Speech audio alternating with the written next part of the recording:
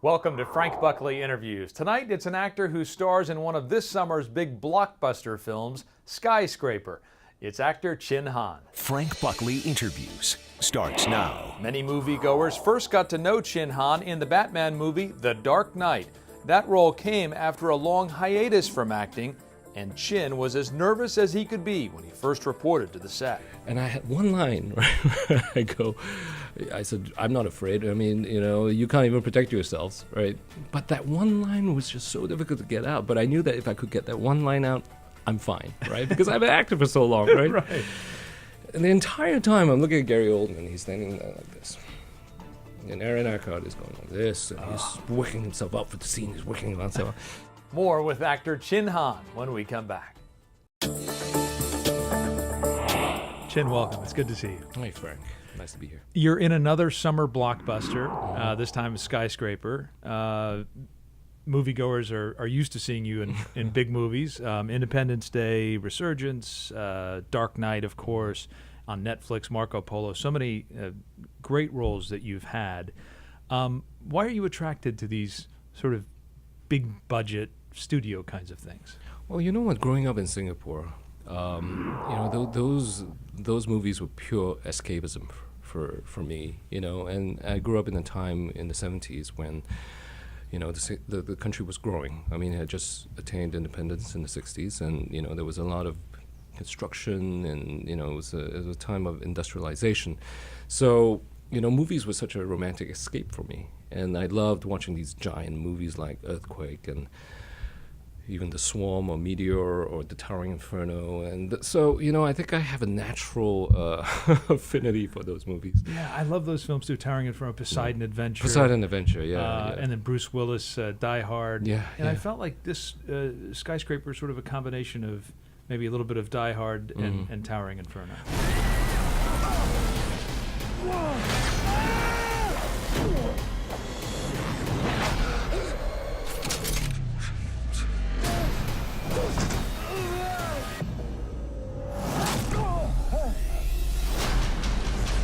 My family is trapped 240 floors in the air. So what's the plan? Well, yeah, it's Die Hard, Towering Inferno, The Fugitive, I think, Cliffhanger. Yeah. Is an ode, really, and a Valentine to those movies. Brosnan is also in his 40s, so I think a lot of the movies that he loved growing up were the same movies that I loved growing up. Yeah.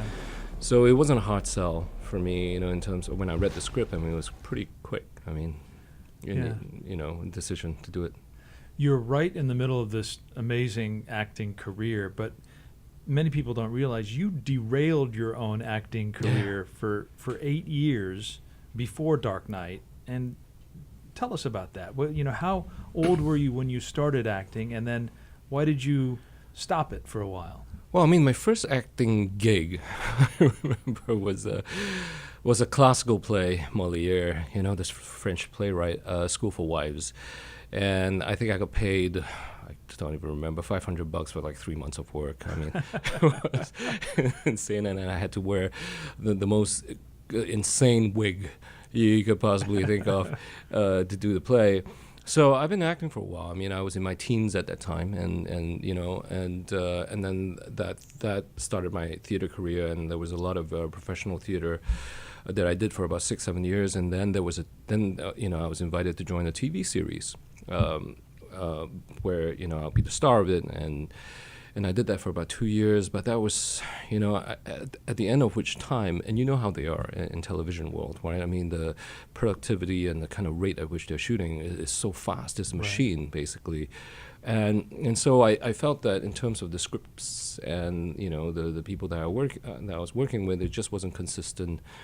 It didn't align with how I had envisioned my own career to be. Yeah. And I don't want to use the word burnout, but I was disillusioned, and I felt that there was nothing left for me as an actor to explore at the ripe old age of 25. Oh my goodness. So I decided to go back to the theater, and when I was producing and directing, and I found passion again in directing and producing, and just didn't feel like coming back. And then Christopher Nolan comes calling. So and then this guy comes calling with this movie, and I had no idea. I mean, I that they were even doing a sequel to Batman Begins, right? And so, the casting office comes calling. John Papsidera, who has worked with Chris on all his movies, and then you're trying to figure the script out, and they're like, be in LA, right? Saturday, I remember what time was it? It was 10 a.m. in the morning or something, and that was Thursday. I was in Singapore. And I was like, how am I going to make it to LA by Saturday? It's Thursday here. It's a 17-hour flight to Los Angeles, and got here incredibly jet lagged, couldn't sleep. Slept all of like 3 hours, and then I was driving to, Culver City, where Papsidera's office was, and then I auditioned the thing. And of course, long story short, I got the part, right? Wow. And so that changes your life again, right? You're on this path of semi-retirement as an actor, and you're still in the business, of course, as a director and producing things. But it reignites something in you as an actor, or do you just get on the train and here we go? Oh, man, you know what? When I got the part, I mean, it was so exciting, right? But that was just the beginning. I mean, I had no idea what was waiting for me in London when I first got there on my first day, right? I mean, I was already, it did start the fires burning, it did stoke the fires, but when I got there, it was a bonfire. Because, I mean, the first day I got to London, they said, we're going to drive you out to Cardington, right, in the city of Bedford, 2 hours outside of London. I get there, there's security like way out, even before you hit the sound stages, and it's like you're out in the field. It's like a scene from Straw Dogs or something, right? I mean, it's like out remote field, giant hangar where they used to keep these balloons, these air... The blimps. The blimps, right? Yeah. That were used during World War II.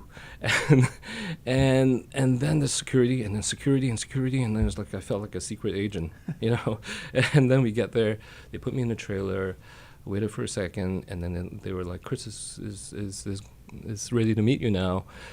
They take me to the set. It's Chris, Emma Thomas, it was Christian Bale. They were doing a photo shoot in full Bat regalia, the Batmobile, the Batpod in the underground bunker. And I felt like I was in Oz, basically, Really? I mean, it was so stunning, the view. And I was like, okay, I'm in for a ride now, Yeah. Yeah. And you were.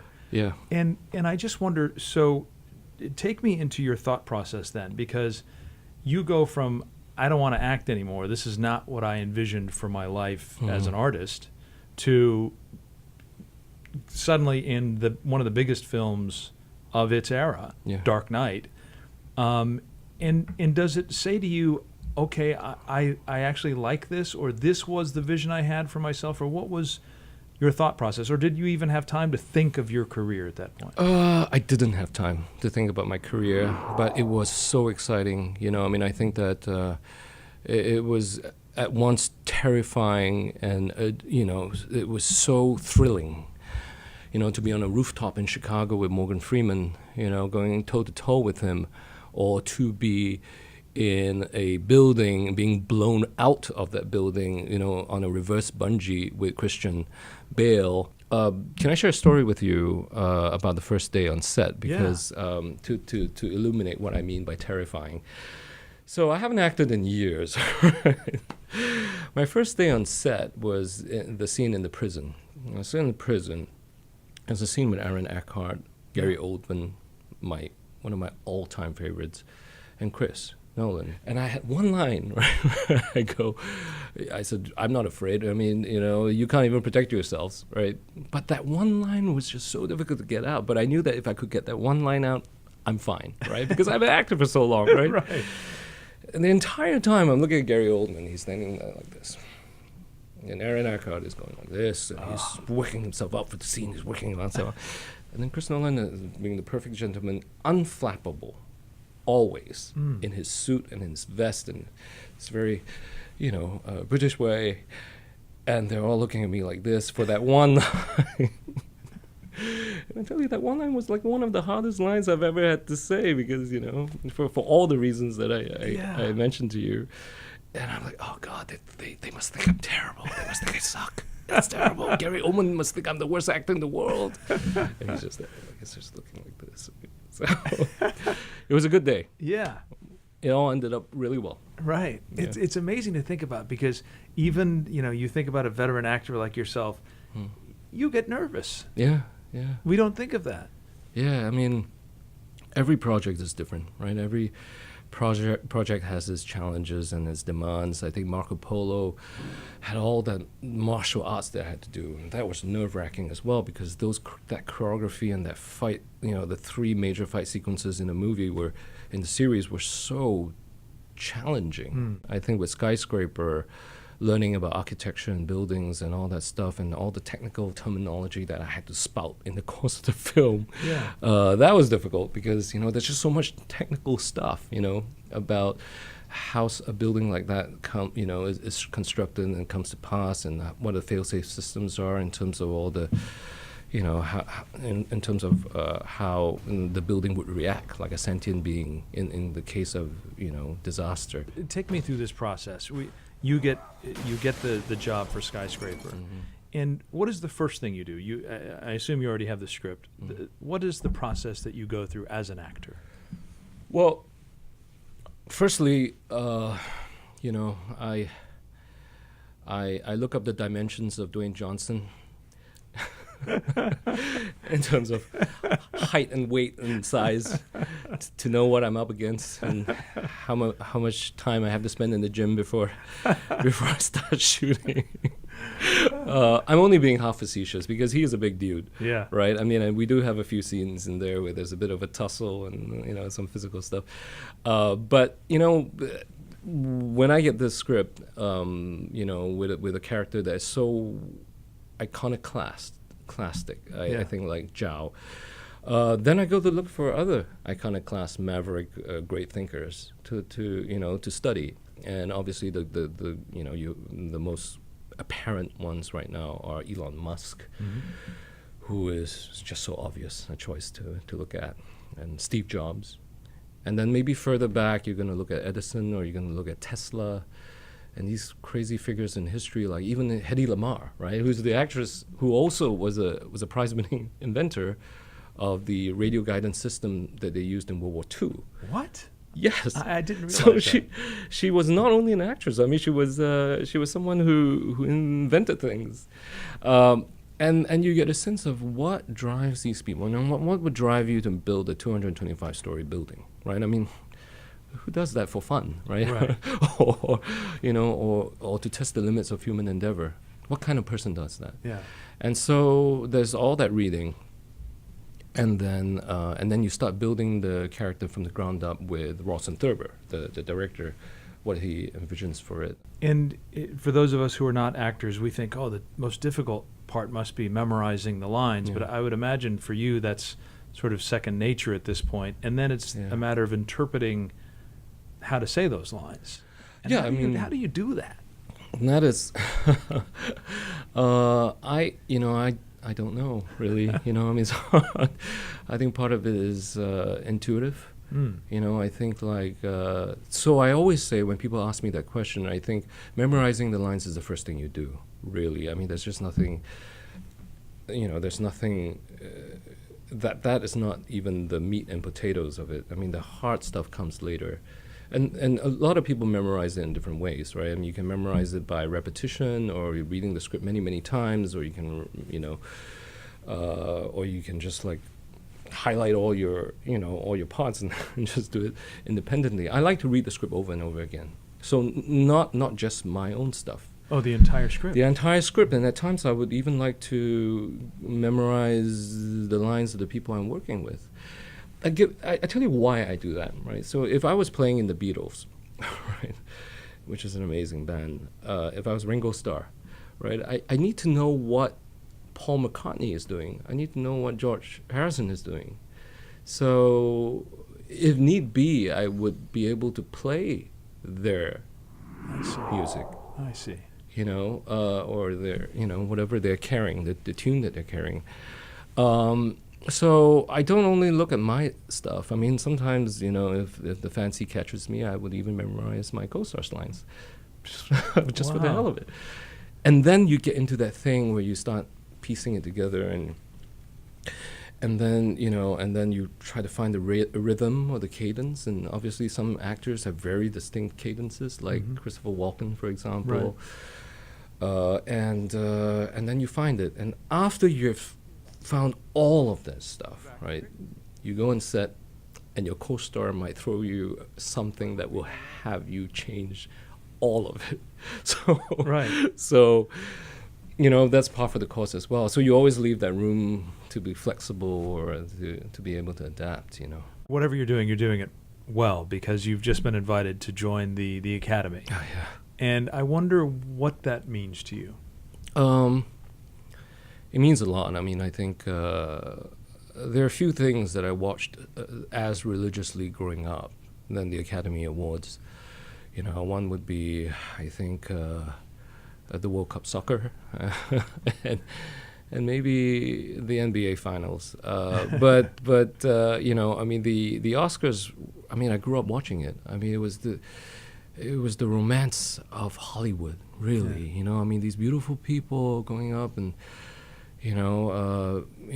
being acknowledged for the work that they've done, which I always felt was some kind of magic, right? I mean, I always think performances is magical. You give someone a word, a couple of words, and they turn it into a performance and a life. So I mean, it was that's what it meant to me. So when I was invited to the Academy, it is very surreal, and to now be in the company of people like Meryl Streep and Al Pacino, and to be acknowledged as a peer. Now, I mean, even though, I mean, to me, I mean, there's so much work left to be done, and those guys are pretty much, untouchable. I mean, but it means that you're in the same league. Yeah, go figure. But but it's amazing to me that you're so self-deprecating about it. I mean, people who have achieved the success you've achieved, and who are now being acknowledged in this way as your peers, the people in your industry are saying, you are one of us. You should be in the Academy. And yet you seem to almost question it. Well, that's the I think that's the bane of every performer. Yeah, and I mean, you live by the adage, you're only as good as your last performance. I see. I mean, so my only hope is to continue to do good work, and just to have a voice now in the Academy in terms of being able to perhaps highlight movies that I like or speak to me, and bring attention to them, whether they're from Asia or Europe. I mean, I think is a privilege. It also comes at a time when people have been scrutinizing the Academy and Hollywood in general for its lack of diversity. Do you sense that that's changing? And looking back even further, as an actor who's ethnically Chinese, do you feel like you have always been offered the roles that someone of your stature should be offered? It is interesting, I mean, the thing is that obviously sometimes you get a script and you're like, oh no, I'm not quite sure, does he have a life outside of just being a narrative device, Right. or a plot point, or right, or a punchline. Yeah, and so you seek to expand. I mean, if I do eventually choose to take these parts, and very often I don't, but if I do, you seek to expand, the role, basically. Not in terms of screen time or more lines, but in terms of something authentic that it's a character that someone can identify with, regardless of what your race is. I mean, that you have to be able to identify it as an actual human being, right? Not a one-dimensional caricature. Or that person who's going to create that conflict that drives the plot forwards. So I think that is my consideration. But having said that, I've been very fortunate because I've worked with Chris Nolan. The first 4 movies were Steven Soderbergh, Gus Van Sant, Roland Emmerich, Oh, and Chris Nolan, right? Those were my first four just a movies. in murderer's Hollywood. row of directors. And these are artists. So you get a sense when you meet these directors as to whether, you know, they have a sense or an interest or an understanding. And if not an understanding, at least a curiosity in the rest of the world and people outside of themselves. Yeah. We're not in a time where, you know, a token appearance of a character of a certain race, it can be any race, you know, is satisfying for that audience. You know, they will know it is token. Mm. They will know it is inauthentic. They will know that it's a character that is shoehorned into a story. Yeah. And they won't respond to it. Right. So I would say, you know, go where your heart is, really. At the end of the day, write what you know and go with what makes you passionate. Don't let the dollar be the driving force. That's putting the cart before the horse. And, you know, I think go with the story that you have to tell. Well, Chin, we know that you're better than okay, and having a wonderful career. Thank you. Thank you for the tutorial on acting, and thank you very much for your time. Oh, thanks, Frank. All right. If you'd like to hear the entire interview with Chin Han, check out the Frank Buckley Interviews podcast. It's available wherever you listen to podcasts, including on Google Play and on iTunes and at ktla.com. If you'd like to give us some feedback on Frank Buckley Interviews, tag me on social media. I'm Frank Buckley TV on Twitter and Instagram, and there's a Frank Buckley Facebook page as well. If you'd like to share the show with your friends around the world, you can share the entire show when we post it on YouTube on Monday. Just search for Frank Buckley Interviews. Thanks for joining us. We'll see you next time.